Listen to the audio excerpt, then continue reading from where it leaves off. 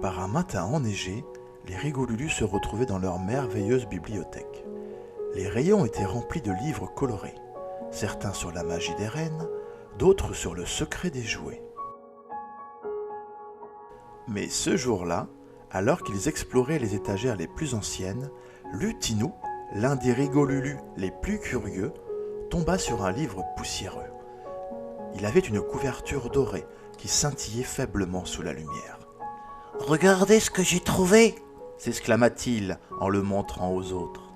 Les autres Rigolulu, Fiflou, Tiplume et Rigolin se rassemblèrent autour de lui, leurs yeux s'illuminant de curiosité. « Ce n'est pas un livre comme les autres !» chuchota Tiplume en effleurant la couverture. Il semble magique !» Ils décidèrent alors de l'ouvrir ensemble. Et à peine eurent-ils tourné la première page qu'un tourbillon lumineux s'en échappa. Alors que Lutinou, Fiflou, Tiplume et Rigolin s'émerveillaient des illustrations du vieux livre, une image en particulier attira l'attention de Lutinou. Il effleura une scène de forêt montrant des sapins enneigés et les animaux de la forêt rassemblés sous la lune d'hiver. À peine son doigt avait-il touché la page qu'un vent magique souffla dans la bibliothèque, emportant les 4 Rigolulu dans un tourbillon de lumière et de neige étincelante. En un clin d'œil, ils se retrouvèrent au cœur d'une forêt enchantée, enveloppée de silence et d'un manteau blanc. Les sapins s'étendaient à perte de vue, leurs branches alourdies par la neige scintillante. « Où sommes-nous » murmura Tiplume, les yeux écarquillés. Ils n'eurent pas le temps de s'interroger longtemps, car devant eux, un petit écureuil paniqué surgit. Il tenait entre ses petites pattes un tas de brindilles et semblait désespéré.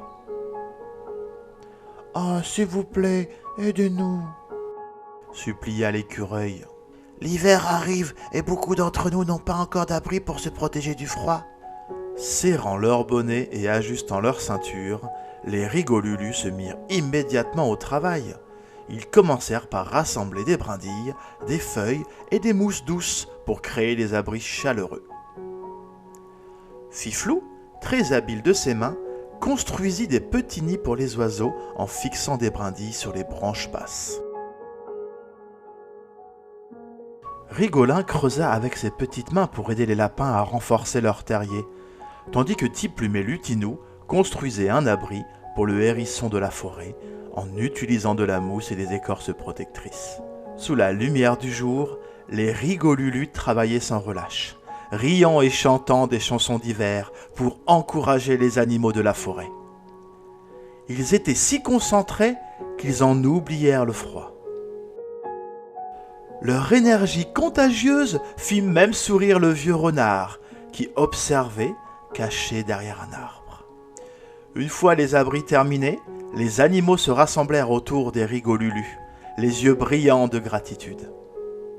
L'écureuil s'inclina profondément et dit « Merci, cher Rigolulu, grâce à vous, nous pourrons passer l'hiver en sécurité. » Fatigués mais heureux, les Rigolulu s'assirent un instant, admirant le calme de la forêt enneigée autour d'eux. Puis, comme par magie, un doux halo lumineux enveloppa la clairière et les emporta doucement. En un instant, ils furent de retour dans la bibliothèque, le livre refermé sur leurs genoux.